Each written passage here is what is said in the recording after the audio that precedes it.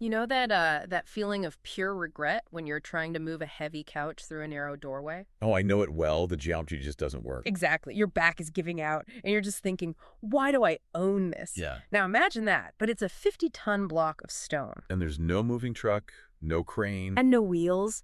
You're just dragging this thing for miles. Through tropical wetlands, no less, for up to 150 kilometers. That's the challenge we're talking about with the Olmec colossal heads. Today we're diving into Mesoamerica's mother culture. The Olmecs, from roughly 1500 to 400 BCE, weren't just making art. They were pulling off logistical miracles. Absolute miracles. So the material itself, it's this volcanic basalt, right? Sourced from one specific place. That's right, from the Sierra de los Tuxtlas mountains. But what's really fascinating is they didn't always have to quarry it from the bedrock. They were incredibly smart about it. How so? They used something geologists call lahars. Volcanic mudslides. Exactly. So these massive boulders were naturally tumbled down the mountainsides, knocking off the rough edges. Nature basically did the pre-shaping for them. So they were starting with these huge, roughly spherical stones already waiting for them. That's an incredible head start. A huge head start. But it doesn't solve the biggest problem, which is transport.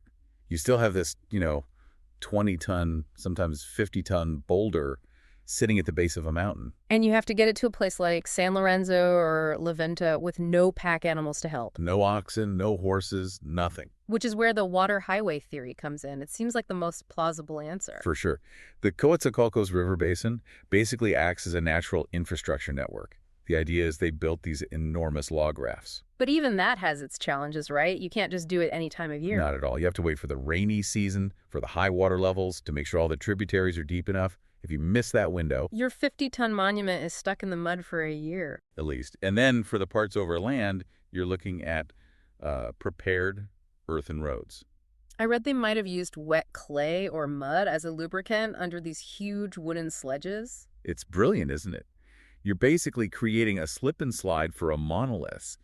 It dramatically reduces the coefficient of friction. And the manpower estimates are just staggering. We're talking teams of maybe 200 up to 500 people, all pulling ropes in unison. That kind of heavy lifting and, reducing friction in a complex system is actually a perfect way to think about our sponsor, Embersilk. It really is. If your business is trying to figure out where to apply leverage with things like AI training or automation, they're the ones who can engineer that for you. They handle all the digital heavy lifting, whether it's software development or figuring out where AI agents can make the biggest impact. Well, you should check them out at embersilk.com. A great team.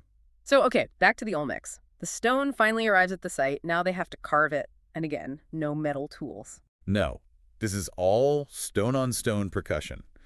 You're using a harder hammer stone to chip away at the basalt, and then abrasives like sand and water to grind it smooth. The detail that really got me, though, was the recycling. Oh, the thrones. It's one of the most amazing discoveries. Right. So a lot of the heads at San Lorenzo weren't made from new boulders. They were recarved from older, massive stone thrones. Which completely reframes their meaning. It's not just a portrait. It's a powerful political statement. You're literally taking the seat of a former ruler's power and transforming it into a new dynastic image. It's a message about continuity, about lineage.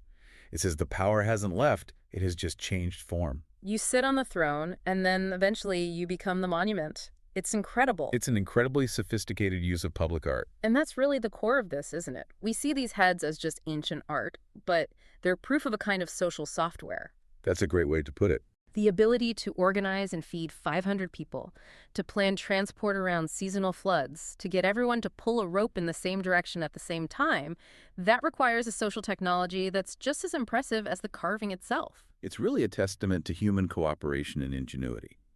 A reminder that when we organize and work together, we can overcome, almost any physical obstacle.